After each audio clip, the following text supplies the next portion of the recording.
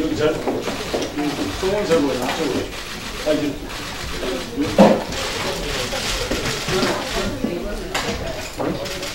아니, 안 나가지. 정윤선 보는 거.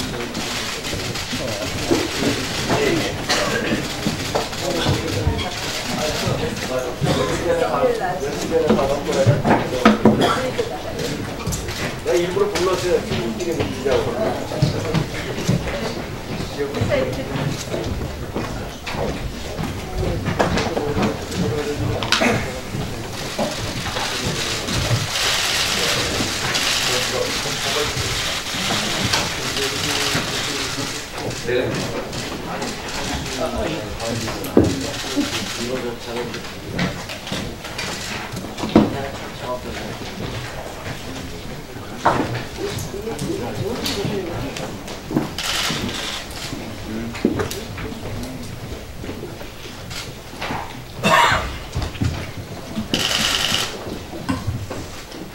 네, 6월 7일 원내 대책회의를 시작하도록 하겠습니다. 오늘은 특별히 상임위 간사 의원님들께서 상임위별 6월 국회가 열린다면 하셔야 될 현안 및 또 관련된 법안에 대해서 말씀을 조금씩 짧게 해주시겠습니다.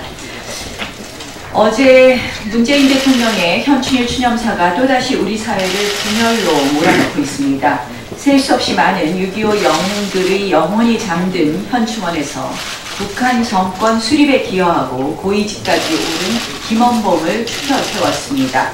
오늘은 대통령의 발언을 일일이 지적하지 않겠습니다. 이미 많은 언론에서 대통령의 발언에 대한 문제점을 지적했습니다. 지난 4일 있었던 일로 사실 모든 것이 설명된다고 봅니다. 북한의 연평도 포격에서 목숨을 걸고 싸운 전사자의 모친 제2연평해전 영웅의 아내를 초청해 놓고서 김정은과 손을 맞잡은 사진이 담긴 책자를 나눠주었다고 합니다. 더 이상 무슨 설명이 필요하겠습니까? 인간의 기본적인 도리마저 저버린 모습이라고 생각합니다. 정말 저라도 그분들께 대신 사과드리고 싶습니다. 어제 현충일 추념식을 다녀와 하루 종일 생각해 보았습니다. 문재인 대통령께서 도대체 왜 저렇게 하시는 걸까? 실제 문재인 대통령은 신년사부터 어제 현충일 추념사까지 매우 자극적이고 위험한 발언을 이어오고 있습니다. 지난 신년사에서 촛불혁명 같은 방법으로 경제정책의 기조와 큰 틀을 바꿔야 한다며 사실상 경제실정의 비판을 외면하는 모습을 보였습니다. 이어 3.1절 경축사에서는 빨갱이라는 단어까지 쓰면서 매우 적대적인 역사인식을 표출하기도 했습니다. 5.18 기념사에서는 독재자의 후예라는 표현도 썼습니다. 그리고 어제는 급기야 다른 날도 아닌 현충일에 김원봉을 추켜 세우는 그런 발언을 하였습니다. 저는 문재인 대통령께서 일부러 그런다고 보입니다. 뭔가 이유가 없다면 대통령께서 이렇게 직접 폭탄 발언을 이어갈 이유가 없습니다. 겉으로는 통합을 내걸지만 실제로는 균열을 바라고 대화를 이야기하지만 갈등을 부추긴다는 생각입니다.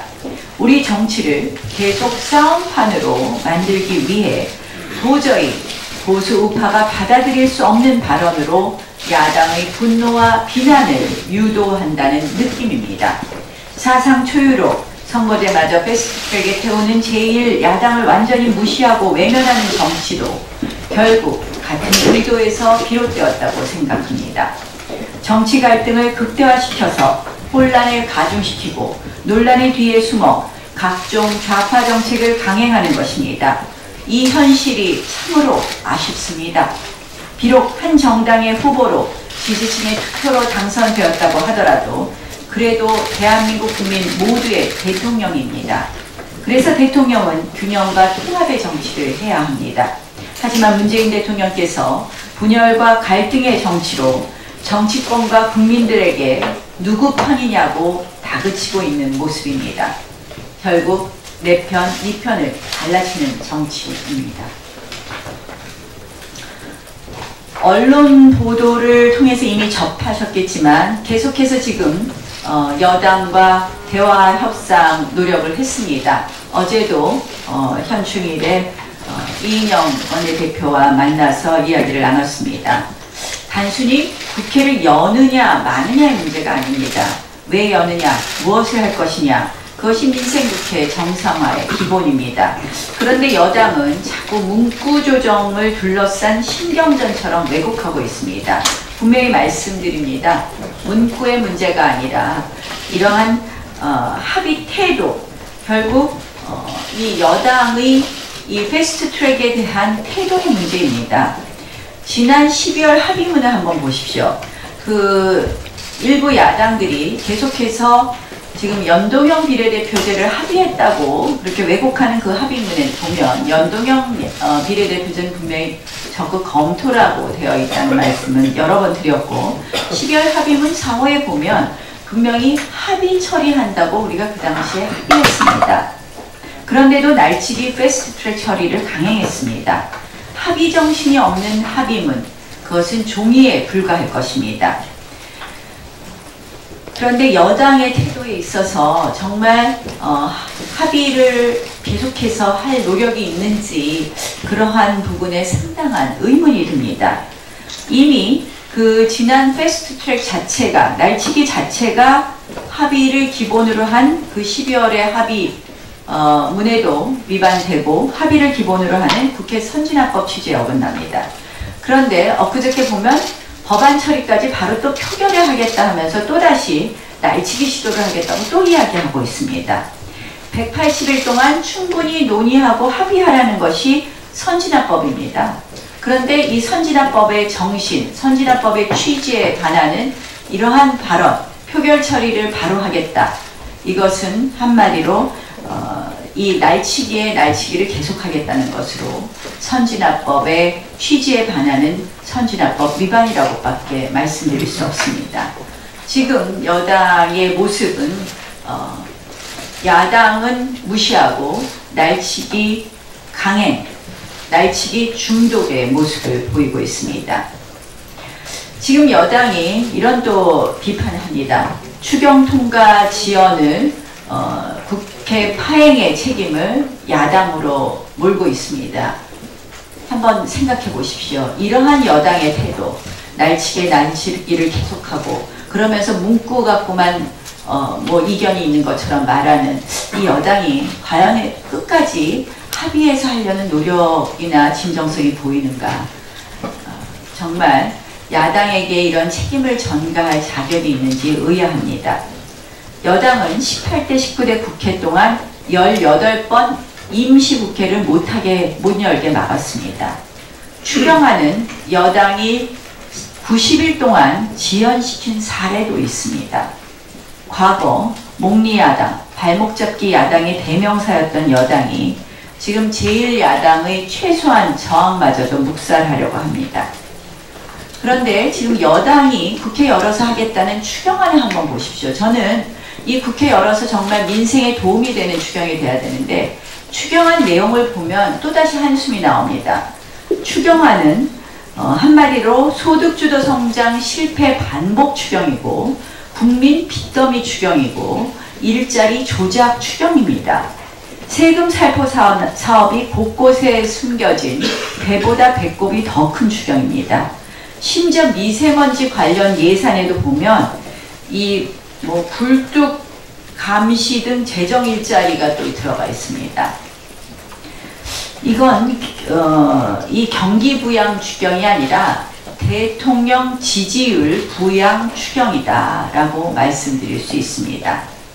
결국 이러한 국회를 열더라도 이런 식의 이 대통령 지지를 부양하기 위한 총선용 추경에 대해서 저희는 이 전액 삭감하겠습니다.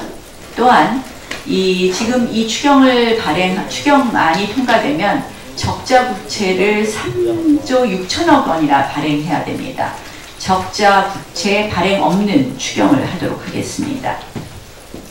그리고 이 추경안 심사보다도 더 중요한 것은 이번 국회가 민생 국회가 되려면 저는 경제실정 청문회가 먼저 되어야 된다고 생각합니다. 지금 경제가 이렇게 망가졌는데 무엇이 잘못됐고 누구에게 책임이 있는지를 따지는 것이 먼저라고 생각을 합니다. 지금 각종 경제지표 하락, 수출, 자영업자의 몰락, 그리고 날이 갈수록 추락하는 기업 실적 등의 근본 원인을 찾고 해답을 논의하는 청문회가 필요합니다. 여당이 이러한 경제실정 청문회에도 당연히 응해 줄 것을 요구합니다. 지금 민주당이 이런 와중에 또 지금 단독 국회 운운하고 있습니다. 한마디로 당근과 채찍으로 제1야당을 길들여 보겠다고 하는데 매우 불쾌한 방식의 협상 전략이라는 것을 다시 한번 말씀드립니다. 제1야당을 대화의 대상, 합의의 당사자로 인정해주고 여당은 국정에 대한 무한한 책임, 여당은 국회 운영에 대한 무한한 책임을 지는 것이 여당의 올바른 태도입니다. 근본적인 여당의 책임에 대해서 다시 한번 생각하십시오.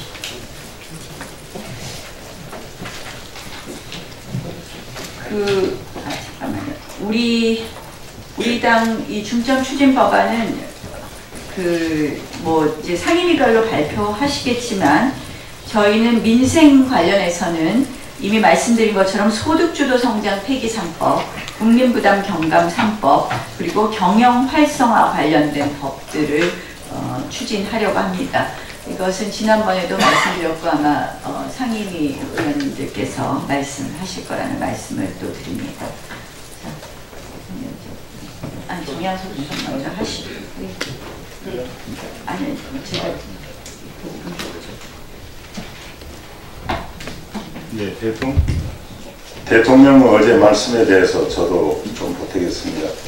이제 보수와 진보를 나눌 시기가 지났고 애국을 생각하면 통합된 사회로 발전할 것이라고 말씀이 하셨습니다. 지극히 당연한 이야기입니다. 그렇지만 시기와 장소가 잘못됐다는 말씀드립니다. 대통령께서 통합을 말씀하시려고 했더라면 이번 5.18 민주화 행사장에서 말씀하셨어야 옳았다는 생각이 듭니다. 5.18 민주화 행사장에서 대통령은 마땅히 통합과 화해를 강조하셨어야 합니다. 자유한국당의 황교안 대표, 나경원 원내대표가 현장에서 어려움을 치르는 것을 보고서도 자유한국당에 대해서 독재의 후예라고 편가름에 앞장섰던 대통령입니다. 이제 말이 바뀌었습니다. 이렇게들 봅니다. 약산 김연봉을 서운하기 위해서 통합을 강조했다고 알고 있고 또 느끼고 있습니다. 그렇다고 한다면 이 통합이란 단어는 잘못된 것이고 진실하지 않다는 말씀드립니다. 대통령의 뜻을 알기라도 하듯이 민주당도 속내를 드러났습니다. 황교안 대표 취임 100일 지났습니다. 100일 잔치 축하해 주지는 못한 망정 독설로 죄를 뿌리고 있습니다. 한국당에겐 재앙, 국민에게는 불행이 될 것이라고 독설을 했습니다. 돌려드리겠습니다. 황교안 대표와 자유한국당 100일은 민주당의 재앙이 될 것이고 정권에게 불행할 것이라는 말씀을 돌려드리겠습니다. 이런 천박한 논평 중지하고 그래야 비로소 통합이 된다고 생각됩니다. 대통령은 이렇게 말로는 통합을 강조하면서 이런 민주당을 내년 총선에서 승리하도록 하기 위해서 패스트트랙을 구상했고 지휘했습니다. 또 선심성 예산을, 총선용 예산을 지원하기 위해서 지금 추경도 편성하고 내년 예산도 편성하고 있는 것 같습니다. 또 국정원장, 각 장관들이 민주당을 찾아가서 머리를 조아리고 있습니다. 이런 것들을 중지하는 것이야말로 바로 국회의 통합이고 이런 통합이라는 말씀드립니다. 정개특위와 사개특위 관련해서 말씀드리겠습니다. 그제 정개특위가 열렸고 또 무산됐습니다. 다음 주 월요일 날 민주당은 사개특위를 열겠다고 했습니다. 알다시피 지금 국회가 파행을 맡고 있는 원인은 정개특위와 사개특위에서의 패스트트랙 추진 때문입니다. 지금 여야 원내대표가 국회 정상화를 위해서 또 대통령이 강조하는 추경처리를 위해서 정상화를 논의하고 있는 이 시점에 사개특위, 정개특위를 열겠다고 한다는 것은 정상화의 의지가 없다는 민주당의 본심을 그대로 보여준 것이라고 생각합니다. 마땅히 중지되어야 됩니다. 선거법을 표결 처리할 것이라는 시도가 있습니다. 국민 여론 우리 모두 잘 알고 있습니다. 국회의원 선거법과 관련해서 패스트트랙이 처리된 이후 5월 21일 자유한국당은 선거제 개혁에 대해서는 60%가 찬성률을 보였고 사당 합의안에 대해서는 35%의 찬성을 보였습니다. 역시 패스트트랙안에 대해서도 반대가 10%, 찬성은 35%입니다. 바로 민심입니다. 그럼에도 불구하고 민주당은 한편으로는 민주당 간사들을 시켜서 위원장을 시켜서 특위를 열자고 하고 압박하고 있습니다. 또 한편으로는 국회 정상화를 위해서 노력하는 가운데 협의 과정을 언론에 흘리면서 우리 당을 또 불편하게 하고 있습니다. 나경원 원내대표께서도 말씀하셨지만 마치 자유한국당이 합의 문구에 집착하는, 합의 처리냐 합의 정신이냐 하는 문구에만 집착하는 소심한 정당인 것처럼 언론 플레이하고 있습니다. 이 또한 여당의 프레임입니다. 정말 무례한 일입니다. 협상 과정에서 어떤 이야기가 오갈 수 있고 논의될 수 있습니다. 모든 일을 논의할 수 있습니다. 그렇지만 우리는 협상이 완료된 성공적인 협상을 위해서 말을 아끼고 또 상대에 대한 배려를 하고 있습니다. 민주당은 아무 준비도 없고 성의도 없습니다. 한편으로 언론을 흘리고 또 한편으로는 잘못된 패스트트랙 또 국회 파행의 원인이 되어 있는 패스트트랙을 특위에서 처리하겠다고 하는 이 이중적인 태도를 민주당이 버려야 국회는 정상화될 수 있다고 생각합니다.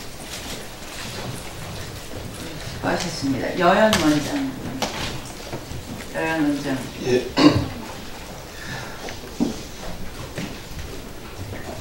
네, 지난 5일 민주당 정개특위 간사가 정개특위 활동 기한이 연장되지 않으면 선거법 개정안을 180일이 지나기 전이라도 6월 말까지 정개특위에서 표결 처리하겠다고 밝혔습니다.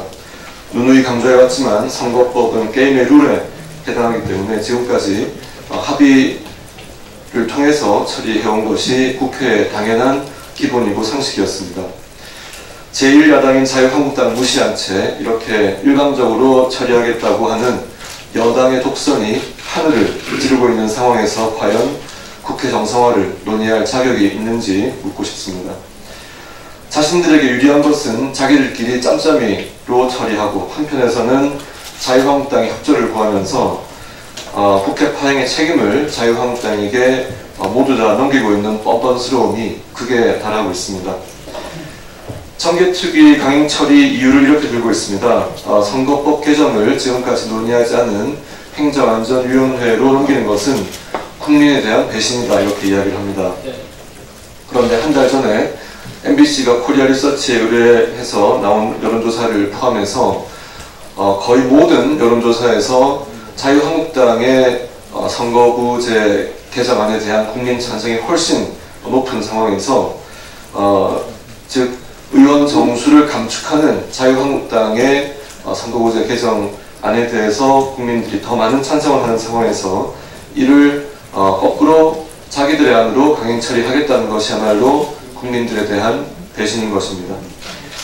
선거법 개정의 가장 큰 사유를 사표를 방지하기 위한 것이라고 하는데, 국민 스스로 자신의 표가 어떤 메커니즘을 통해서 누구를 뽑는지 어떻게 관여되는지 제대로 알 수 없는 표야말로 사표보다 더 나쁜 것입니다. 이것은 특정 정당의 이익을 위해서 국민들의 투표권을 희생시키는 선거제도의 유린이라고 할 수 있습니다. 뿐만 아니라 개정안이 통과되기 전인 지금부터 벌써 국회의원의 수를 늘리지 않는 이야기를 하고 있는 상황에서 이 선거법이 통과된다면 이후의 절차는 당연히 국회의원 정수의 증언으로 갈 것이 불보듯 뻔한데, 이를 숨기고 강행하는 것이야말로 국민들을 우롱하는 것입니다. 반드시 국민들의 심판을 받게 될 것입니다. 지금이라도 더불어민주당은 과거 야당 시절 본인들이 그렇게 강조하던 국회 선진화법의 대화와 타협의 정신을 다시 한번 되새겨보기를 바랍니다. 자신들의 오만과 덕선을 국회 선진화법에 더 씌워서 국회 선진화법을 모욕하는 행위를 당장 중단할 것을 강력히 촉구합니다.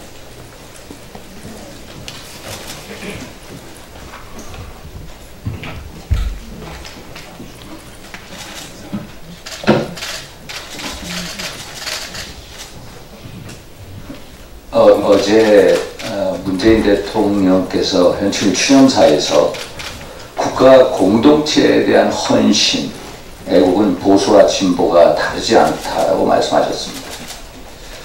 극단으로 치우치지 않고 애국을 상식적으로 생각한다면 대한민국 통합을 이룰 수 있다라고도 말씀하셨습니다. 대통령 말씀에 진정성을 의심하지 않습니다. 대통령께서 그러한 애국과 통합의 진정성을 보여주시는 방법은 황교안 당대표와 조건없이 만나는 것입니다. 왜냐하면 대한민국의 최고 정치 지도자와 야당 대표가 만나는 것이야말로 애국과 통합의 첫걸음이기 때문입니다. 물론 생각의 차이는 있을 수 있습니다. 그러나 그걸 두려워해서는 안 됩니다. 생각이 다르고 방법이 달라도 두 분 다 애국하는 마음이 같기 때문입니다. 2005년 노무현 대통령께서는 당시 한나라당 대표인 박근혜 대표에게 먼저 만나자고 제의하셨습니다. 또 2015년 김무성 당시 한나라당 대표는 박근혜 대통령에게 문재인 민주당 대표를 만나라고 권고를 했습니다. 이것이 바로 나라 먼저 국민 먼저 생각하는 지도자의 애국적 태도 통합의 시작입니다. 오늘이라도 대통령과 우리 황교안 대표의 만남이 조건한 만남이 이루어지길 기대합니다. 이상입니다. 김재경 의원님 먼저 이석하실 이유가 있으니까 외통위만 먼저 하시고 약간 현안 먼저 하고 번제순으로 돌아가도록 하겠습니다.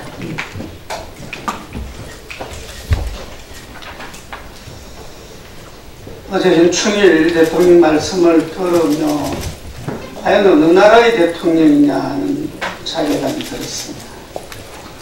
김원봉이 최고의 공로를 인정받은 6.25 사변에서 우리 첫 피해만 하더라도 군인 18만, 민간인 37만이 사망하거나 학살되고 부상 행불자가 100만이 넘는 참상을 일으켰습니다. 이 전쟁에서 이 나라를 지키기 위해 피를 흘리며 죽어간 호국영웅입니다. 그들의 넋을 기리는 추모식장에서 그들의 심장에 총을 겨눈 책임자를 국군 창설의 상징으로 짙게 세워야 했는지, 국가원수, 국군 통수권자 입장을 떠나서 인간으로서의 예의상 그들을 조금이라도 생각했다면 과연 그런 표현을 할 수 있었는지 묻지 않을 수 없습니다. 대통령께서는 지금이라도 호국 영령과 유족들에게 사과하고 일각에서 거론되고 있는 김원봉 서원 등 조치를 즉각 중지하십시오. 재향군인회를 비롯한 안보단체와 보훈단체 여러분들께 묻습니다. 대통령 발언에 대한 여러분의 입장을 무엇입니까? 분명한 반대 입장을 밝혀주시기 바랍니다. 그래야 국가 간 안보관이 분명해지고 억울한 희생, 억울한 사람들이 없어질 것입니다.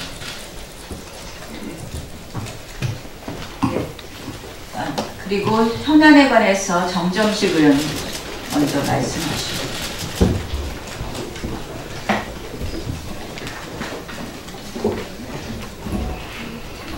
예, 병참기지 민주연구원과 지자체연구원의 정책협약은 노골적 선거 개입으로 선거법 위반입니다. 양정철 민주연구원장은 취임할 때 총선 승리를 위해 꼭 필요한 병참기지 역할을 하겠다고 주장했습니다. 병참기지론에 대해 민주연구원도 총선 승리를 위해 후방에서 돕는 역할, 즉 고유 업무인 정책과 공약 개발 등에 최선을 다하겠다는 의미라고 밝혔습니다. 최근 민주연구원과 서울시 연구기관인 서울연구원, 경기도 연구기관인 경기연구원이 업무 협약을 체결했습니다. 연구원의 당연직 이사 및 당연직 감사는 현직 공무원입니다. 위 연구기관의 이사에는 당연직 이사 및 당연직 감사가 공무원으로 구성되어 있어 지자체와 공무원까지 동원하여 선거 병참기지로 활용하겠다는 노골적인 의도를 드러내고 있습니다. 서울연구원은 정관에 의하면 서울특별시 정책기획과 행정국장을 당연직 이사로 규정하고 있습니다.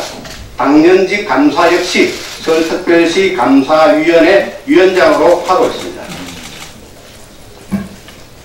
경기연구원 역시 경기도 기획조정실장이 당연직 이사로 규정하고 있으며 현재는 임종철 경기도 기획조정실장이 당연직 이사이며 감사는 김종석 경기도 미래전략 담당관이 담당하고 있습니다. 국민 세금인 출연금을 받아 연구원 목적에 맞지 않는 민주당 선거 전략을 만드는 꼴입니다. 서울연구원 정관에서는 서울연구원은 서울시 정책개발과 시정발전의 기함을 목적으로 하고 있고 그 사업으로 서울특별시 행정 및 서울특별시 의회의 의정에 관한 중장기 계획 및 자료의 조사 연구, 서울특별시 행정 및 의회 의정의 주요 당면 과제에 대한 조사 연구 등으로 규정하고 있습니다. 그러므로 어떤 형태로든 민주당의 총선 공약을 개발하여 민주당에 제공할 수 없습니다.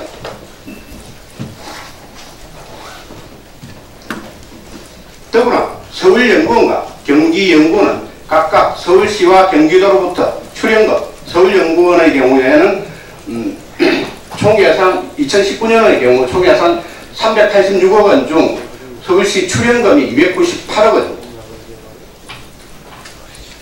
그리고 경기연구원의 경우 2019년도 예산 220억 중 경기도 출연금이 181억 원.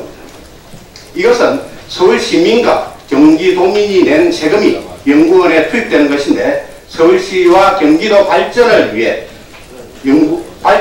연구에 사용되어야 할 예산으로 민주당의 선거 전략을 만드는 꼴이 됩니다. 결국 민주연구원과 서울연구원 등과의 업무 협약은 시도의 예산이 투입되고 공무원이 직접 관여하는 시도 연구기관을 내년 총선에 대비한 민주당의 정책, 공약 개발을 위한 병참기지로 활용하겠다는 노골적인 시도라고 볼 수 있습니다. 서울연구원 등이 민주당의 병참기지 역할을 한다면 이는 명백히 선거법에 위반됩니다. 공직선거법 제86조 1항은 공무원은 지위를 이용하여 선거운동의 기획에 참여하거나 그 기획의 실시에 관여하는 행위를 금지하고 있고 이에 위반할 때는 3년 이하의 징역 또는 600만 원 이하의 벌금에 처하도록 하고 있습니다. 여기서 공무원이라 하면 법에서 보시는 것처럼 국회의원과 그 보좌관, 비서 및 지방의회 의원을 제외하고 있습니다. 그렇기 때문에 서울시장과 경기도지사도 여기의 공무원에 해당하며 선거기획에 참여하여서는 안됩니다. 선거운동기획의 대표적인 사례가 공약개발입니다. 서울시장과 경기도지사가 위 업무 협약에 관여하였다면 선거운동의 기획에 참여한 것으로 선거법 위반입니다. 각 연구기관은 이 사회의 기능은 지방연구원의 사업계획 및 예산에 관한 사항도 포함되어 있습니다. 그러므로 협약 체결 후 연구결과 등을 민주연구원에 인계한다면 당연직 이사인 서울시 및 경기도 공무원도 선거의 기획에 관여한 것으로 선거법 위반입니다. 지방자치단체 출연연구원의 근거법률인 지방자치단체 출연연구원의 설립 및 운영에 관한 법률의 개정이 필요합니다. 위 법 24조는 지방연구원의 임원, 연구원 및 직원은 형법 제129조부터 132조까지의 규정, 이 규정은 뇌물죄에 관한 규정입니다. 규정을 적용할 때는 이를 공무원으로 본다고 규정하고 있습니다. 위 법 24조를 132조까지 및 공직선거법의 규정을 적용할 때에는 공무원으로 본다라고 개정하여 시민의 혈세로 운영되는 연구원이 특정 정당의 선거기획에 관여하거나 선거운동을 하는 것을 금지할 필요가 있습니다. 이상입니다.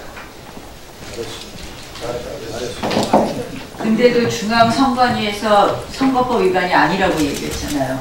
네, 기본적으로 이게 이제 선거운동의 기획이 대표적인 게 이제 공약 개발인데 경기도와 서울시의 시민들의 예산 혈세를 결국 특정 정당, 집권당의 공약 개발에 투입하는 것으로서 그리고 그 공약을 개발해서 민주연구원에 인계한다면 그것은 명백히 선거운동 기획에 관여한 것으로 봐야 할 것입니다. 지금 현재 단계만으로 해도 이걸 결국 선거법 위반이라고 볼 수 있는데, 근데 조혜주 선관위원을 임명한 이유를 지금 우리가 선관위 해석에서 알 수 있는 것입니다. 아마 우리 한국당이 대구나 경북 대구시장이나 경북도지사랑 했으면 어떤 선관위의 결과가 나왔을지 넉넉히 짐작이 됩니다.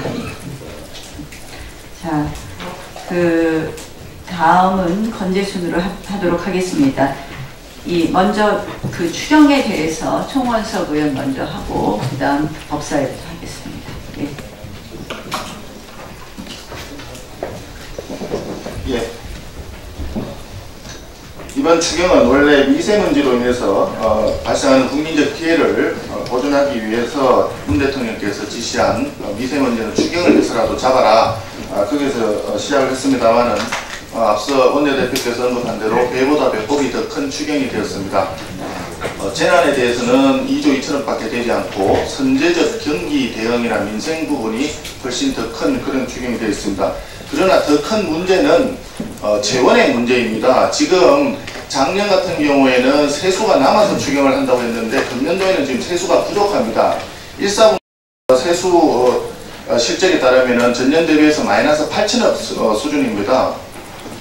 실제로 금년도의 전체 세수 세임 예산이 작년보다 훨씬 많다는 점을 고려할 때는 부족한 예산이 8천억이 아니라 수조 원에 이를 것이다, 이런 추론이 가능한데 어떤 재원을 가지고 추경을 하고 있느냐, 현재 국회에 제출된 추경 재원을 보면은 내년도에 사용해야 될 한국은행의 결산상 잉여금 3,300억이 포함이 되어 있습니다. 또한 각 특별회계나 기금에 여유 재원으로 남겨놓은 재원을 전부 당겨서 쓰고 있습니다. 말하자면 내년에 써야 될 재원을 금년에 당겨 쓰는 가불 추경입니다. 가불 추경. 대한민국 경제 현실을 너무나 잘 드러내는 추경이라고 하지 않을 수가 없습니다. 특히 3조 6천억에 해당되는 그 국채를 발행해서 하겠다는 그런 이야기는 내년뿐만이 아니라 후세대의 부담까지도 당겨서 쓰는 굉장히 몰렴치한 뻔뻔한 추경에 해당이 된다고 볼 수밖에 없습니다. 그래서 우리 당에서는 재난과 관련된 부분만 먼저 심사를 하고 재난과 관련된 부분 심사에 대한 저희들이 적극 같이 심사에 참여하겠다는 입장을 밝힌 바가 이미 있습니다. 그래서 나머지 부분에 대해서는 경기에 대한 진단과 분석을 하면서 어떤 경제정책의 문제로 인해서 이런 경제 실패가 나왔는지 이것을 함께 논의하자는 입장이었습니다. 그런데 최근에 경제지표를 보시면 정말 최악의 신기록 행진을 계속하고 있다, 걱정을 하지 않을 수가 없습니다.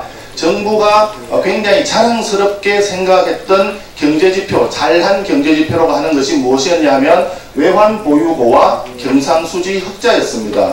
그런데 외환 보유고 같은 경우에는 전체 규모는 조금씩 늘었었는데 GDP 대비해서 비율적으로는 이번 정권 들어서서 2년 내리 마이너스 수준으로 가고 있었습니다. 거꾸로 가고 있었습니다. 그러던 것이 이번에는 지난 1월 달에 4,055억 달러가 총 금액 면에서도 최대 규모였다가 그 다음 2월, 3월, 4월 계속 줄어서 4월 달에 4,040억 달러로 내려앉았습니다. 정부가 가장 자랑스럽게 생각했던 외환 보유고마저도 지금 거꾸로 가고 있다. 그런 이야기고요. 또 경상수지는 어떻습니까? 지금 84개월 만에 적자로 전환이 되었습니다. 경상수지 적자에 대해서는 정부에서는 배당이 좀 문제가 있어서 그렇다라고 설명을 하고 있지만 오히려 작년도에 했던 배당보다도 금년도에 했던 배당 수지가 적자 규모가 오히려 줄었습니다. 결론은 상품 수지가 엄청나게 줄었기 때문에 반토막 났습니다. 그렇기 때문에 이런 문제가 발생했는데 전혀 원인 진단에 있어서 제대로 못하고 있다. 이런 이야기입니다. 그래서 외환 보유고와 경상수지가 악화 일로를 달리고 있는데 이것이 대외 신인도까지 영향을 미쳐서 한국 경제가 굉장히 어렵게 되지 않을까 하는 걱정하는 전문가들이 매우 많습니다. 성장률이 마이너스로 간 것도 마찬가지입니다. 그래서 결론적으로 얘기하자면 왜 이 정부는 경제에 대해서 이중잣대를 가지고 있느냐. 경제 정책을 가지고 얘기할 때는 경제가 총체적으로 성장하고 있다. 펀더멘탈이 좋다. 또 전체적으로 잘 성장하고 있다는 주장을 계속합니다. 그러면서 추경을 얘기할 때는 또 경제가 어려우니까 경기 대응 추경이 필요하다. 심지어는 국회에서 추경을 심사하면서 총지출 규모를 늘릴 수도 있지 않느냐 이런 식으로 언급을 하고 있습니다. 굉장히 안이한 경제인식인데 왜 경제가 이 모양이 되었는지에 대해서 경제 진단과 분석을 해야 될 그런 상황이다. 그리고 그 근본 원인을 따져보고 난 뒤에 경제정책에 대한 대전환이 꼭 필요하다. 이렇게 말씀드릴 수밖에 없습니다. 한국은행에서 발표한 자료에 보면은 노동소득 분배율이 지난 20여 년 가까이 추세적으로 상승해왔다. 상승하는 흐름을 보여왔다. 이렇게 얘기하고 있습니다. 이번 정부에서 소득 주도 성장을 주장할 때 기업은 이익을 계속 늘려가고 있는데 근로자들의 소득은 줄어들었다. 상대적으로. 이런 전제 하에서 소득 주도 성장을 주장했지만 그 전제 자체가 틀렸다라고 하는 것이 한국은행의 발표에서 확인이 된 것입니다. 이 시점에서 청와대나 정부 여당이 묻지 않을 수가 없습니다. 소득 주도 성장에 대한 정부 여당 청와대의 입장은 도대체 무엇인가 묻지 않을 수 없습니다. 국민들은 말합니다. 국민과 우리 대한민국 경제를 대상으로 한 생체 실험적인 소득 주도 성장 더 이상 하지 말라. 위험한 도박을 중단해달라. 못 살겠다. 다 끝났다라고 하는 그런 국민들의 절절한 외침이 시중에 가득합니다. 제발 청와대와 정부 여당에서는 국민의 목소리를 더 이상 외면하지 말고 아무도 가지 않은 길, 정말 이상한 길을 더 이상 주장하지 말고 국민의 목소리에 귀를 기울여 주실 것을 다시 한번 강력히 촉구합니다. 건재순으로 하려고 했는데 추경 얘기가 끝나서 같이 경제 기재위랑 우리 이현재 의원님 하시고 하시면 되겠습니다. 이현재 의원님 하시고 추경호 의원님 기재위.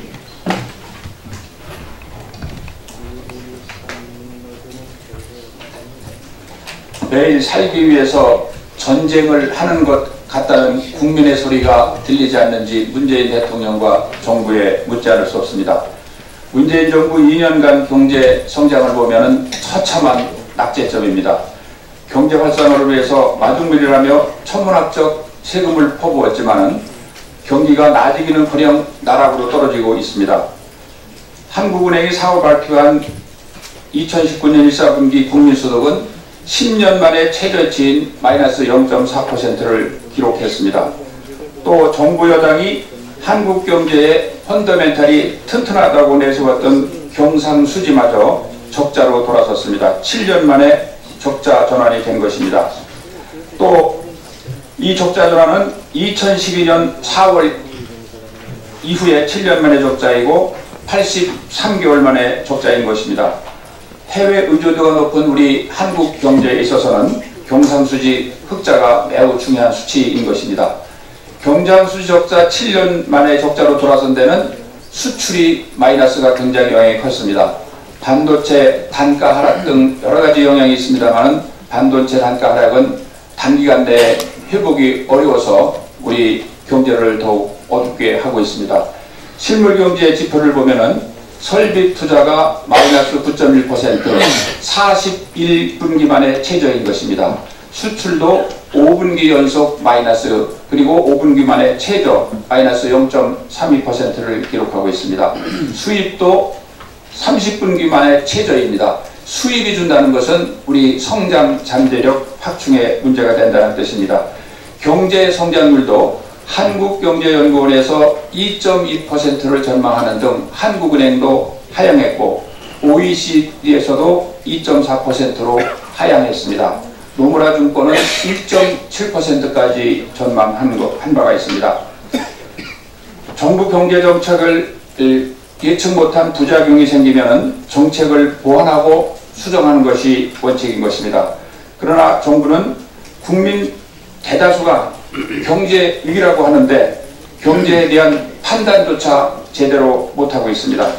홍남기 경제부 총리는 현 경제 상황이 위기라는데 동의하느냐는 질문에 전혀 동의하기 어렵다. 여러 경제지표 동향을 볼 때 우리 경제가 위기 상황이라고 하는 것은 과도한 지적이라고 하고 있으면서 또 추경을 언급하면서는 경제가 어렵기 때문에 반드시 추경 처리가 돼야 한다고 말하고 있습니다. 경제수장이 대통령과 청와대 눈치 보느라고 경제 위기를 위기라고 말도 못하는 지경에 이른 것이 우리 한국 경제의 큰 위기라고 하지 않을 수 없습니다. 문재인 대통령의 우리 경제는 성공으로 나가고 있다는 식의 낙관으로는 경제 위기를 극복할 수 없습니다.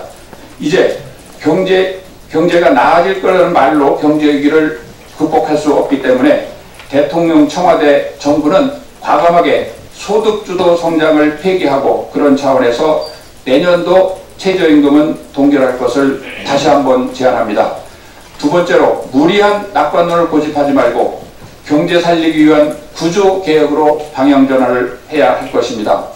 소득주도 성장 부작용을 인정하고 경제의 고질병으로 지적되는 낮은 노동 생산성을 개선하기 위해서 노동개혁과 규제개혁을 통해서 경제에 살리는 데 앞장설 것을, 그리고 과감한 정책 전환할 것을 정부에 강력히 촉구합니다. 회의 보고는 조금 있다 하시고요. 네. 추경호 의원님 기재위 보고하시고 상임 간사님들께 지금 이제 예결위 보고가 있었던 거고 이번에 두 번째가 추경호 의원님 그 기재위 보고입니다. 공개해서 말씀하실 부분하고 비공개하실 부분을 조금 구별해 주시면 좋겠습니다. 예, 추경호 의원님 기재위 보고. 기획재정위 간사 추경호입니다. 문재인 정부 출범 이후에 우리 경제가 속절없이 추락하고 있습니다. 추락의 끝이 보이지 않습니다. 모든 경제 지표가 온통 최악이고 한국 경제의 위기 경고등이 켜진 지가 오래입니다. 문제는 이런 현상들이 일시적인 것이 아니라 구조적인 데 있다는 것입니다. 그런데도 경제부총리나 청와대에서는 현 경제 상황이 위기가 아니다, 이렇게 정말 안이하게 경제 상황을 인식하고 있습니다. 정말 걱정스러운 부분입니다. 우리 경제 처방 더 이상 머뭇거릴 시간이 없습니다. 무엇보다도 위기의 본질을 제대로 알아야 된다, 이렇게 생각합니다. 문재인 정부는 처방에 나설 때마다 처방 내놓는 항상 결과물은 재정 퍼석입니다. 지금도 경기 살리겠다고 빚내서 추경 등 이런 엉터리 추경안을 국회로 제출하고 있습니다. 국민 혈세를 풀고 나라 곳간 허무는 대책, 그것은 정부 대책 중에 하책의 최하책입니다. 이러한 하책 그만둬야 됩니다. 좀 전에 동료 송원석 의원께서 추경의 여러 가지 부당함을 이야기했습니다만 제가 거시적인 부분 하나 더 지적하겠습니다. 이 정부가 경기 부양을 하기 위해서 추경이 시급하다고 합니다. 그 규모는 경기 부양용 추경은 3.6조입니다. 제 대책과 관련된 것은 우리 당에서 늘 이야기했지만 빨리 예비비를 통해서 선집행 빨리 해라. 예비비 3조 원을 편성해 줬으니 그거 가지고 집행해도 충분히 시기상으로나 규모 면에서 부족하지 않으니 빨리 이 피해당한 피해 구제 사후 수습에 나서라. 3조 원 활용해서 이렇게 늘 이야기를 합니다. 3.6조 원의 경제 효과가 어떠냐? 약 10조 원 정도가 한 해 경제 성장에 미치는 영향이 0.1% 정도입니다. 추경이 정부가 6.7조를 내고 경기 부양으로는 약 3조 남짓을 경기 부양하겠다고 내놓습니다.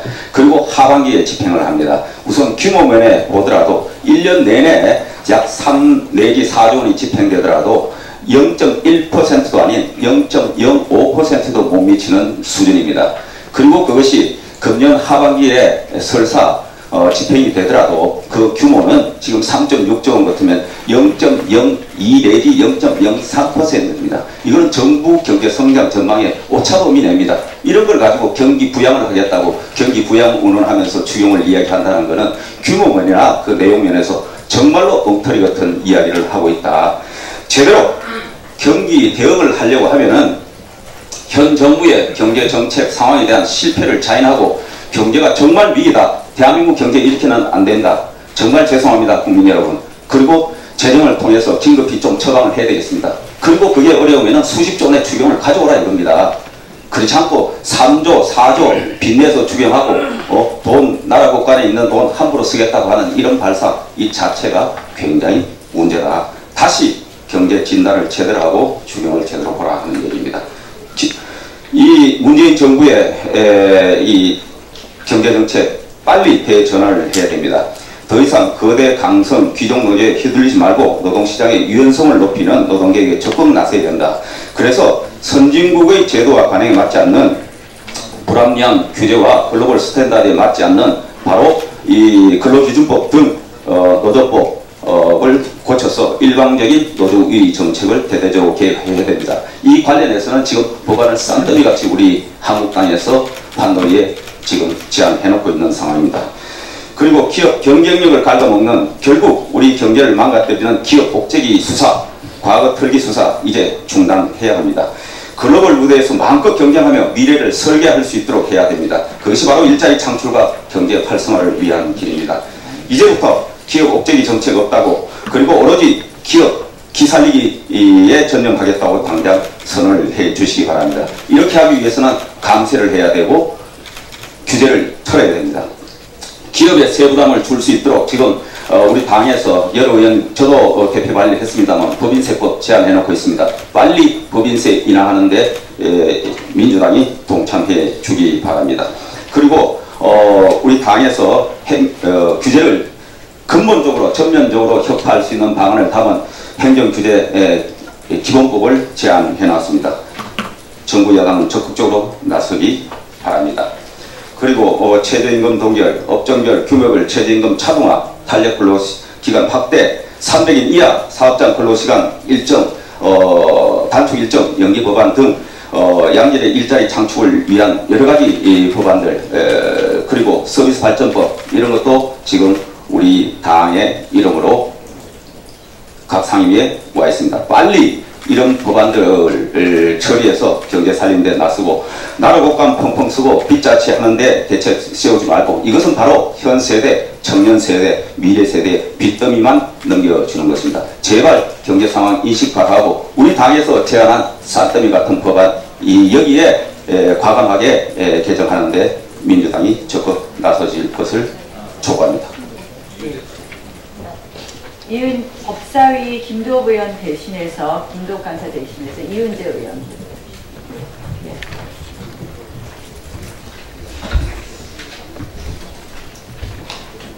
우선 저희 법사위에서는 지금 그 중점 법안이 크게 여러 가지가 있는데 그 중에서도 이 첫 번째 법원조직법입니다. 이 법원조직법은 법관 임용 결격 사유를 추가를 시키는 법안이고요. 또 하나는 법관의 파견 금지. 이 법관은 대통령 비서실에 파견되거나 직위를 겸임할 수 없도록 하는 내용이고요. 또 법관으로서 퇴직 후에 3년이 지나지 아니한 사람을 대통령 비서실의 직위에 임명할 수 없도록 하는 그런 법안입니다. 그 다음에 두 번째는 특별감찰법을 저희가 해놓고요. 그 다음에 형법의 일부 개정안을 이 형법에 명시된 직무상 비밀의 범위를 명확히 해서 퇴직 공무원들에 대해서 공익신고를 활성화시켜서 정부의 부정부패를 막고 국민생활 안정에 기여하는 내용의 법안입니다. 그 다음에 법관 징계법입니다. 이 법관징계법은 법관징계 심의 내용을 공개해야 한다 하는 내용을 지금 저희가 집어넣어놨고요. 이와 아울러서 이 감사원에 관련해서 간단하게 말씀드리겠습니다. 이 감사원은 권력을 감싸는 감사원입니다. 감사원으로 전락했습니다. 아시다시피 지난 3월에 곽상도 의원을 비롯한 자유한국당은 전례 없는 현직 대통령의 딸 가족의 해외 이주 의혹에 대해서 국민 1759명과 함께 공익감사를 청구를 한 바 있습니다.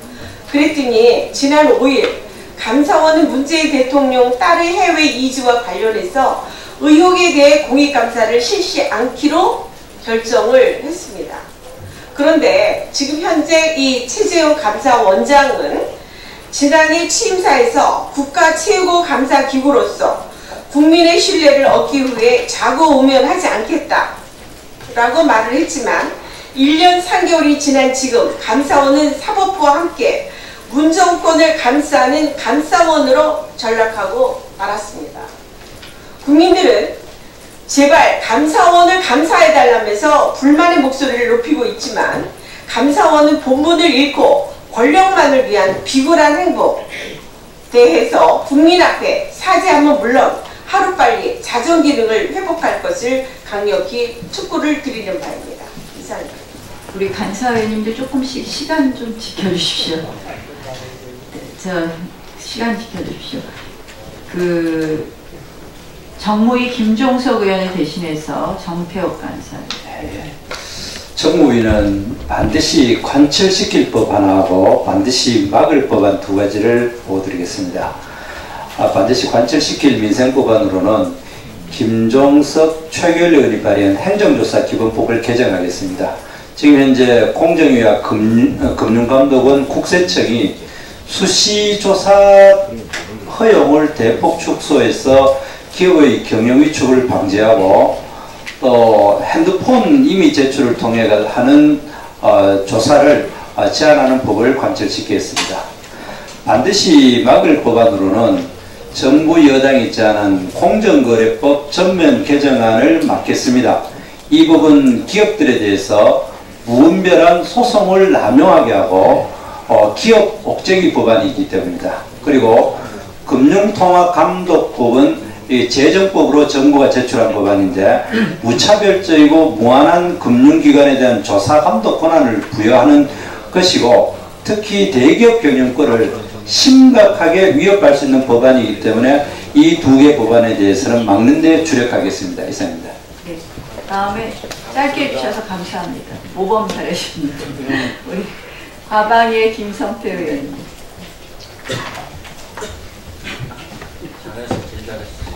네, 국가방위 과학기술 정부방송통신위원회 간사 김성태 보고드리겠습니다. 우선 가장 중점적으로 우선적으로 통과시켜야 할 법으로 민의와 여론을 왜곡하여 민주주의 근간을 뒤흔들고 부정선거를 획책한 드루킹 방지 패키지 사법 당론으로 정해져 있는 이것을 통과시키도록 노력하겠습니다. 그리고 방송의 공정성, 정치적 중립성 제고와 공영방송 MBC 지배구조 개선, KBS 공정성과 정치적 중립성 제고를 위한 방송법 개정안을 우선순위로 또 두고 있습니다. 그리고 한국교육공사법 EBS 설립 취지에 어긋나는 다양한 시사 프로그램 제작, 사행성 프로그램 제작을 금지할 수 있고 정치적 의견이 개진의 소지가 있는 모든 콘텐츠 제공을 금지하는 한국교육방송공사법 자체에 대한 것을 또 우선적으로 우리가 고려하고 있습니다. 그리고 방송통신위원회 설치와 운영에 관한 법률 개정안, 공영방송 지배구조 개선과 관련된 편파방송 해소를 기대할 수 있는 방송통신위원회 설치 및 운영에 관한 법 또한 고려하고 있고, 마지막으로 제왕적 탈원전 저지 및 신한울 3, 4호기 건설 재개 특위와 관련해서 원자력 안전위원회 설치 및 운영에 관한 법률 개정을 통해서 다수의 비전문가가 배치되는 현상을 막기 위한 소위 탈핵 인사로 구성되어 있는 실질적 원자력 안전을 담보할 수 없기 때문에 이러한 부분을 막을 수 있는 관련 원자력 안전위원회 설치 및 운영에 관한 법률을 개정하는 것을 우선적으로 고려하고 있습니다. 이상 과방위에서 말씀드렸습니다.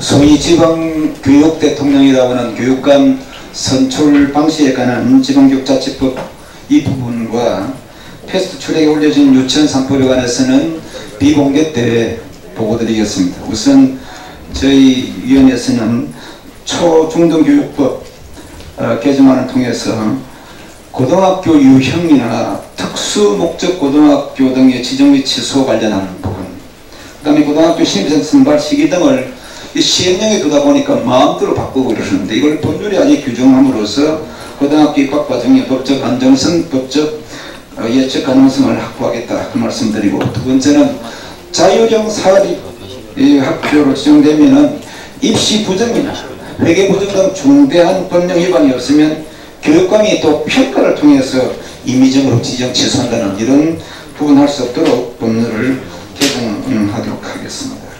두 번째, 교장 공모에 관한 법률인데 이건 자격과 또 범위에 관해서 교육공무원법 개정안을 소위에 계류시키고 있습니다. 세 번째로 지금 현재 각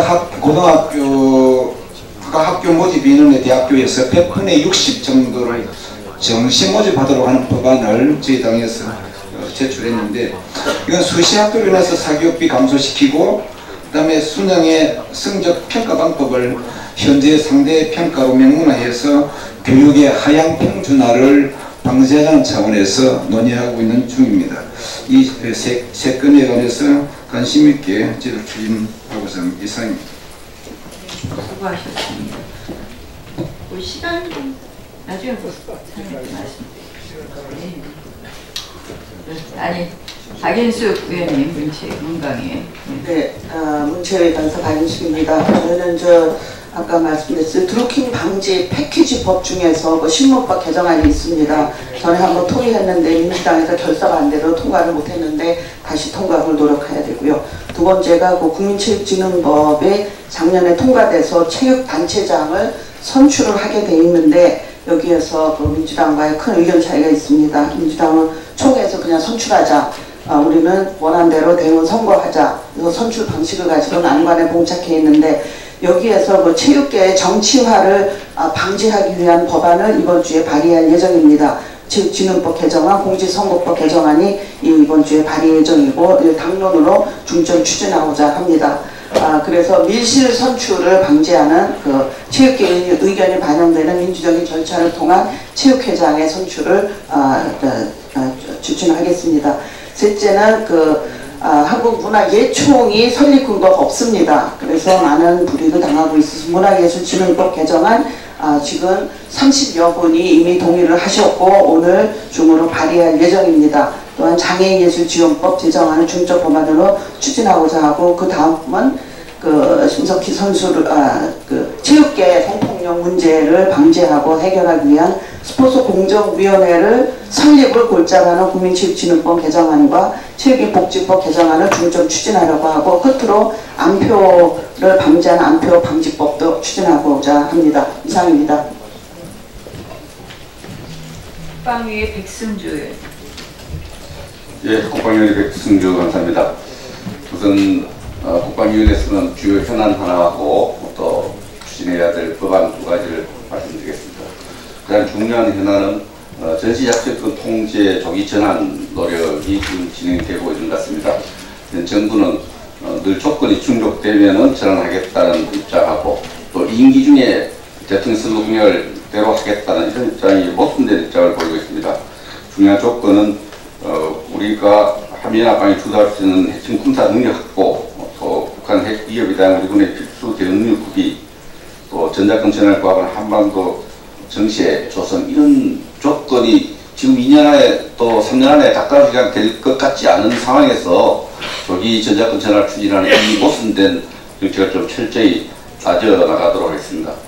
추진하려고 하는 법은 첫째는 군의 공관련 기관의 자문위원회 정치적 중립을 확보하는 군인사법을 개정을 하도록 하겠습니다. 아울러 방위산업체들의 가장 큰 소관인 방위산업 육성 및 지원 법률을 조속히 추진하도록 하겠습니다.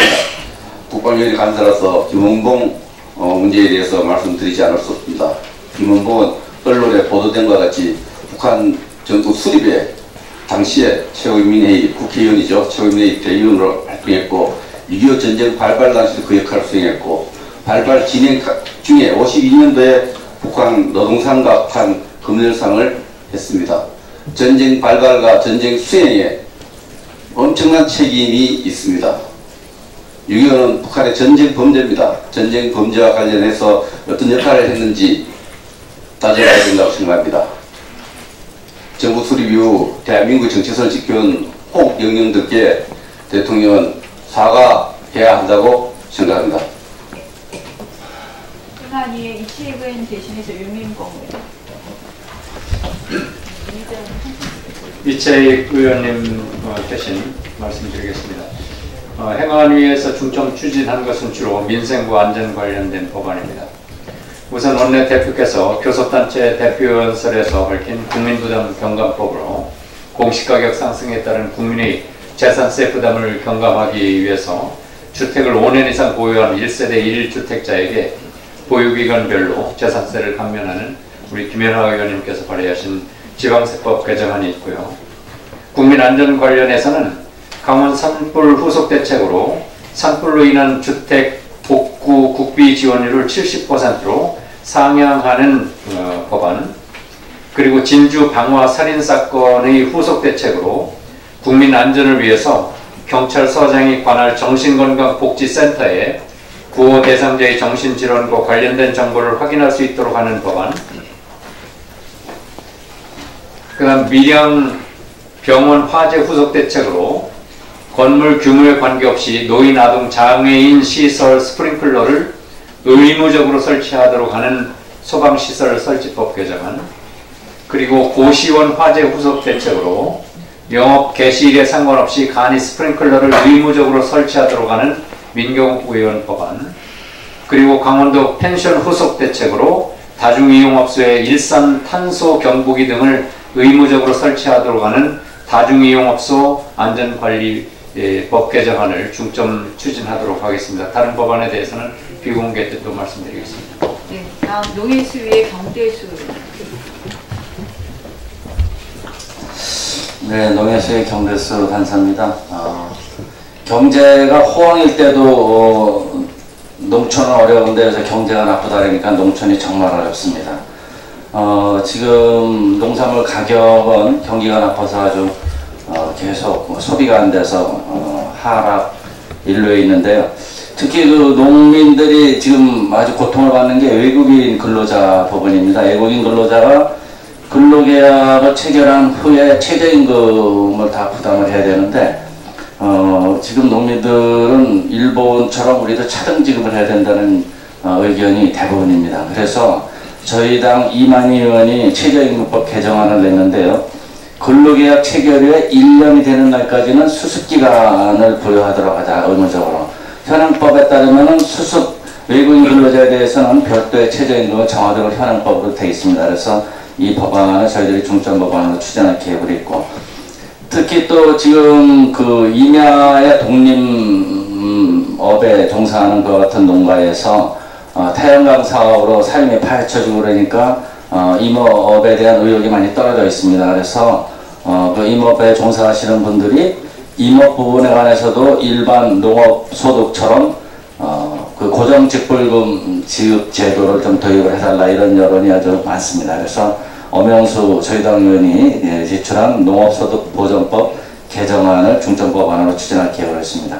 이미 여러 차례 보고를 드렸지만 5년마다 정해지게 되어 있는 쌀 목표 가격에 관해서 5년 전에는 18만 8천 원으로 인상이 됐었는데, 설정이 됐었는데, 지금 정부에서 작년 12월에 통과되었어야 할 그 정부안이 192원 인상하는 18만 8,192원으로 앞으로 5년 동안 적용하겠다 이런 안을 제출했습니다. 민주당에서는 19만 6천 원으로 하자는 타협안을 저희들한테 제시하고 있는데 저희 당에서는 최소한도 80kg들이 한가마에 22만 6천 원으로 정해야 된다는 안을 지금 추진하고 있는데 반드시 이 안을 관찰하도록 노력하겠습니다. 마치겠습니다. 네, 다음은 산중위의 이종배 의원 판사님.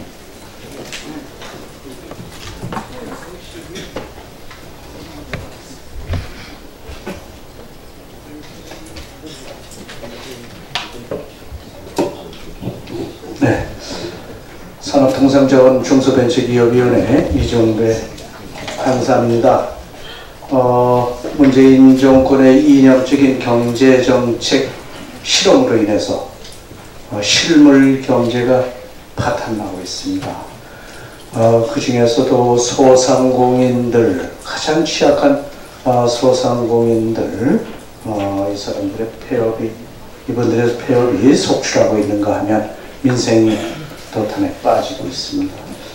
그래서 우리 당에서는 소상공인들의 사회적 경제 지위에 의한 소상공인 기본법, 그리고 기업 활력 제고를 위한 특별법을 중점적으로 추진하도록 하겠습니다.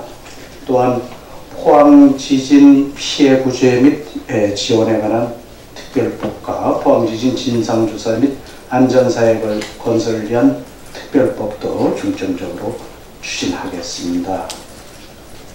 그리고 탈원전으로 인해서 원전을 하다가 중단하는 이런 문제 때문에 지역에 어려움이 가중되고 있고 또 주민들의 갈등이 커져가고 있습니다. 그래서 원자력 발전소 가동 중단에 따른 피해 조사 및 피해 보상 특별법도 중점 추진을 하겠습니다.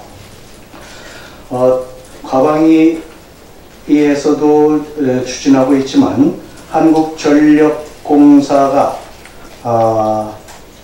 KBS 수신료 징수 업무를 대행을 하고 있는데 이 업무를 할 수 없도록 전기사업법을 개정을 해나갈 그런 계획으로 있습니다. 이 외에도 졸속 탈원전 정책 견제 및 신안을 3, 4호기 건설 재개 등 에너지 정책과 관련한 에너지법, 전기사업법, 그리고 경제 활성화를 위한 제4차 산업혁명 촉진 기본법, 집단 에너지 사업법 등도 반드시 추진해야 할 법안으로 정해서 적극 노력을 하겠습니다. 복지위의 김명현 의원님이시죠. 보건복지위원회 김명현 의원입니다. 저희는 그 국민연금법 개정안과 국민건강보건법 그리고 사회보장기본법 그리고 모자보건법 등등 중점 법안을 소위에 상정하고 지금 추진하고 있습니다만은 가장 걸림돌인 국민연금법입니다. 문재인 대통령은 후보 시절부터 줄곧 국민의 노후 대책 그리고 청년의 미래에 대해서 걱정하실 겁니다. 그런데 무책임하기 짝이 없어요. 국민연금이 2057년도에는 기금이 고갈된다는 연구 결과가 재정추계위원회에서 나왔는데 그 5년에 한 번씩 재정 운영 계획을 확정을 해서 국회에 보고하고 시행을 해야 되는 겁니다. 작년 연말까지가 그 시한이었습니다. 6개월이 지났는데 이것을 어기고 있어요. 이게 하위 법령에서 규정을 하고 있다 보니까 안 따르는 건지 본인은 그런 생각을 해서 이것을 법률로 명시해서 대통령께서 이걸 지키지 않으면 법을 위반하는 대통령을 만들기 위해서 이걸 추진하고 있습니다. 많은 법안들이 중요하지만 국민연금은 지금 대책이라고 내는 것이 시행을 하겠다는 의지가 없어요. 사지선다양으로 내놓고 이것을 국민들을 보고 판단을 하는 겁니다. 이것이 이런 무책임이 어디 있습니까? 거기에 보면은 경산의회에서 논의를 하자 했는데 그 대통령 직속기구에서 논의도 종료가 됐고 앞이 안 보이고 있습니다. 이라는 현행 유지입니다. 이게 개편안이 아니죠. 이하는 기초연금 40만 원 올리는 겁니다. 안 그래도 고갈 시점이 57년으로 결정이 돼 있는데 기초연금 더 늘리면 더 땡기자는 겁니까? 세 번째는 소득 대체율 45% 올려주겠다. 이렇게 달콤하게 미끼를 던져놓고 보험료율 9%에서 12%로 올리는 거예요. 네 번째 아니 소득 대체율 50%에 보험료율 13%. 이렇게 본인이 결정해서 추진해야 될 중요한 국책 업무를 갖다가 기피하고 이 표 떨어지시라고 안 하는 거죠. 다음 정권에 미루는 이런 무책임한 정책이 어디 있습니까? 그래서 이것을 빨리 법률을 명시해서 저희가 강제적으로라도 국민연금에 대한 후속 대책이 세워지게끔 노력을 하겠습니다. 그 다음에 국민건강보험법인데요. 미래 세대들이 참 걱정입니다. 8년 만에 연금이 국민보험이 적자가 났어요. 이거는 문재인 케어에 대한 졸속, 급진적인 시행을 이렇게 된 겁니다. 전문가 집단이 의사협회에서 난리가 났어요. 그런데도 눈 하나 깜빡 안 하고 이것을 추진하고 있습니다. 이 부분도 저희가 중점적으로 다루고 지자체가 분명한 현금을 살포하고 있어요. 이것도 사회보장위원회의 권한이 축소되어 있기 때문에 그렇습니다. 그래서 국회가 위원들을 갖다가 임명하는 데 관여를 해서 이것을 권한을 좀 세게 해서 국회가 좀 다룰 수 있게끔 하겠습니다. 그리고 저출산 극복을 위한 모자보건법, 이것도 난임치료에 대한 횟수를 제한하고 있는데 횟수를 풀어서 이것을 극복하는 데 노력하겠습니다. 기타 장애인 권리를 위한 재정법, 어린이집 그 표준보육 비용 공표를 의무화하는 영유아보육법, 이것들을 중점적으로 시행을 하겠습니다. 이상입니다. 네, 제일 현안이 많은 곳이죠. 이미자 환노회 가지고. 네.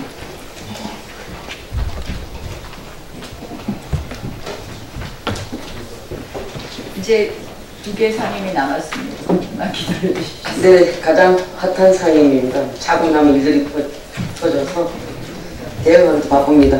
우선 먼저 환경 관련돼서 현대제철 고로 문제라든가 또한 지금 그 화평법이 6월 30일까지 화물주 신고가 끝나는 건데 이와 관련돼서 유예기간 달라고 기업들이 이제 요청이 있는 것으로 알고 있고요. 그 다음 화학물관리법, 화관법도 기존 시설 유예기간이 올 연말로 끝납니다. 이와 관련돼서 내년 1월 1일부터 시행하고 있는 산업안전보건법, 이 모든 부분들이 연관되어 있는 부분이 있어서 이 부분은 비공개 회의 때 말씀드리기로 하고요. 노동법 관련돼서 간략하게 말씀드리도록 하겠습니다. 우선 세 가지를 중점적으로 보고 있습니다. 첫째는 2020년도 최저임금 관련돼서 지금 심의 기간입니다. 이와 관련돼 갖고 우리가 해야 될 법과 그 다음에 민주노총 행태가 날로 심화돼 가고 심각한 수준에 이르고 있습니다. 이와 관련 대응 법안도 해야 될 것 같고, 그 다음에 지금 그 물고기를 잡을 털을 마련해 주지는 않고 잡은 물고기 애상으로 사다가 막 도와주는 국민지원제도, 국민취업지원제도, 즉 그 구직자 취업 촉진 및 생활안정 지원에 관한 법률은 아주 신중하게 접근해야 된다는 말씀을 드리면서 최저임금 인상 관련돼 가지고는 쪼개기 알바, 즉 주휴수당 관련돼서 근로자와 서민합의가 있을 경우에는 범법자로 멀지 않는, 그리고 무급으로 할 수 있는 그 법안을 우선적으로 해서 소상공인 살리기를 하도록 하고, 근로기준법 관련돼서는 탄력적 근로시간제와 선택적 근로시간제를 할 수 있는 것을 반드시 해내도록 하겠습니다. 그 다음에 이제 최저임금 관련돼서는 여러분들께서 잘 아시다시피 지금 우리 농해수위에서도 여러 가지 말씀드렸습니다만은 그 외국인 노동자들 최저임금법 수습 기간 문제, 그리고 최저임금 결정 기준에 물가 상승률을 반드시 고려할 수 있는 법이라든가 이런 부분들을 반드시 하기로 하고요. 민주노총 관련돼 가지고는 지금 아주 그 민주노총 행태가 진짜 도를 넘은 수준이 아니고 민주노총에는 아무것도 없는 것처럼 아주 보여집니다. 그래서 파업기간 중에 대체근로를 허용하고 파업 사업장 내 모든 시설 점거를 금지하도록 하고 파업 찬반 투표 절차를 보완하고 부당노동행위 형사처벌을 폐지하고 위법한 단체백 미시정시 행위처벌을 강화하고 단체백 유효 기간을 지금 2년에서 3년으로 연장하고 노동조합의 부당노동행위 신설, 이런 부분들을 같이 개선하도록 하겠습니다. 끝으로 파견근로자법 국가 관련돼서 파업기간에는 근로자 파견이 가능할 수 있도록 추진하도록 하겠습니다. 이상입니다. 네, 수고하셨습니다. 자, 박덕흠 국토위 간사를 대신해서 이현재 짧게 보고해 주시죠. 네, 국토위 관련 법안, 중점 법안 세 가지 보고드리겠습니다. 우리 이 국토위에서는 당대표께서 민생 대장정 후속조치 법안과 원내대표께서 국민 부담 경감 3법 중 하나의 법이 있습니다. 우선 첫째로 10년 공공임대 분양가 상한제를 도입하는 유종필요한 법안입니다. 이게 분양가가 하도 올라서 이제 분양받을 때 되면은 3배까지 올리기 때문에 쫓겨나는 상황이 되기 때문에 이 법은 반드시 통과가 돼야 된다고 생각합니다. 또 원내대표께서 약속하신 부동산 공시가격 문제입니다. 공시가격이 너무 급격히 오르면은 국민 세금 폭탄으로 가기 때문에 이 법도 반드시 통과되도록 그렇게 하겠습니다. 당장 이제 7월 되면 재산세가 고지되면 아마 세금 폭탄으로 나타날 것입니다. 세 번째는 카풀법입니다. 문진국 의원이 발의한 카풀법은 출퇴근 시간을 제한하는 거 하고 월급제 도입하는 겁니다. 기본 취지는 저희들이 적극 동의하고 빨리 추진을 해야 되는데 정부에서 이거에 대한 부작용에 대한 구체적인 대안 제시가 없어서 그런 대안 제시 검토를 해서 이 법이 빨리 통과되도록 하겠습니다. 이상입니다. 네, 마지막으로 이은재 정보위 간사님 해주시고 여가위는 비공개에서 보고하신다 했습니다. 네. 정보위 간사 이은재입니다. 우선 정보위 현안 관련 중점 추진 법안은 국정원 개혁 관련 본 의원이 발의한 국정원법 전부 개정안과 국가정보활동법으로 전반기 자유한국당 정보위원들께서 수사권, 존치 등을 골자로 발의한 개정안 2건과 각계 의견을 들어 발의한 재개정안입니다. 국정원 개혁과 관련해서 과거 정권이 바뀔 때마다 개혁을 명분으로 부당하게 국정원 등 정보기관의 역할을 왜곡하거나 오히려 정치적인 중립을 이유로 정치 개혁을 해온 것이 사실입니다. 문재인 정권 역시 국정원을 비롯해 안보지원사 등 각급 정보기관을 대상으로 적폐청산이란 미명으로 정보기관의 임무와 기능에 대한 축소를 진행하고 있는 것은 교각 사료의 우를 범하는 것이다. 이렇게 보여지고 있습니다. 이에 국정원에 합법적으로 직무를 수행하도록 그 직무와 정보활동의 원칙을 세분 명확하게 규정을 해서 정치적인 영향력을 차단하고 불법활동, 정치 관여에 대한 처벌을 강화하도록 하는 국가정보법 전부 개정안과 국정원뿐만 아니라 각급 부분 정보기관까지 아울러 정보활동을 규율함으로써 정보 법치를 실현하도록 하는 국가정보활동 법안 제정안을 우리 당 중점 추진 법안으로 선정을 해서 법안 심사에 임하고자 합니다. 네. 자, 지금부터 비공개로 하겠습니다. 문체 아까 말씀 안 하셨군요. 네, 예. 예, 앞에다 먼저 하시죠. 시간이 많이 지나서 죄송합니다만 그 앞에 짧게 김원봉 관련해서는 많이 했기 때문에 그건 다 빼고요. 호국 영예에 대한 모욕이다 이 말씀을 다 했기 때문에 반복하지 않겠습니다. 저는 오늘 꼭 드리고 싶은 말씀이 있습니다. 문재인 대통령이 보수와 진보는 없다. 이런 사회 통합을 말하자. 앞으로 나가자. 남북 체제 경쟁은 끝났다. 독립운동은 독립운동대로 평가하고 해방 후 사회주의 활동은 별도로 평가하자 라는 뜻을 발언을 하거나 SNS에 글을 올리기도 했습니다. 저는 이 별도로 평가하자라는 말에 주목을 합니다. 이렇게 공적과 과오를 구분해서 별도로 평가하자는 문 대통령과 현 정부는 유독 이승만 대통령과 박정희 대통령 평가에서는 별도로 평가하지 않고 이 말과 반대되는 주장만 펴고 있습니다. 이 두 전 대통령에 대해서는 편파적이고 일방적으로 과오만 선전하고 그들의 그 엄청난 공적에 대해서는 애써 숨기거나 심각하게 왜곡 말살하면서 국민을 호도하고 있습니다. 이승만 대통령은 다 아시지만 해방 후 한반도 전체가 김일성 공산 독재 치하로 들어가는 것을 막아서 자유민주주의 대한민국의 건국을 이루었고 원전을 비롯한 과학기술 발전의 토대를 마련하였습니다. 박정희 대통령도 다 아시다시피 농업국가를 공업국가로 만들며 한강의 기적이라고 불리는 경제발전을 통해 우리 국민을 절대 빈곤에서 벗어나게 하였습니다. 문재인 대통령과 정부는 이제라도 이 두 전직 대통령들에 대한 객관적이고 사실에 입각한 공과 과를 별도로 공과 과를 모두 포함한 사실을 국민들께 알려서 우리의 미래 세대가 균형 잡힌 올바른 역사관과 국가관 그리고 자부심을 가지도록 해야 합니다. 그래야 문재인 대통령은 애국과 통합을 말할 수 있을 것입니다. 이상입니다. 네, 수고하셨습니다. 지금부터 비공개로 하겠습니다.